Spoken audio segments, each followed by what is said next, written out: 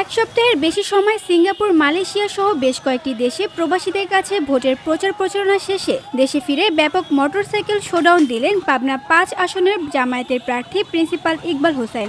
বুধবার বিকালে ঢাকা থেকে পাবনার আতাইকুলা কলেজ মাঠে আসলে হাজারো মোটরসাইকেল নিয়ে নেতাকর্মীরা জড়ো হন। পরে সেখান থেকে বিশাল মোটরসাইকেল বহর নিয়ে পাবনা টার্মিনাল দিয়ে শহরের আব্দুল হামিদ রোড দিয়ে গাছপাড়া মোড় হয়ে টার্মিনালের দারুল আমান ট্রাস্টের গেটে শেষ হয়। এ সময় সাংবাদিকদের প্রশ্নের জবাবে প্রিন্সিপাল মাওলানা ইকবাল হোসেন বলেন, প্রবাসীরা এবার জামায়াতে ইসলামীকে রাষ্ট্র ক্ষমতায় দেখতে চায়, কারণ জামায়াতে ইসলামীর হাতে বাংলাদেশ নিরাপদ বলে মনে করেন তারা।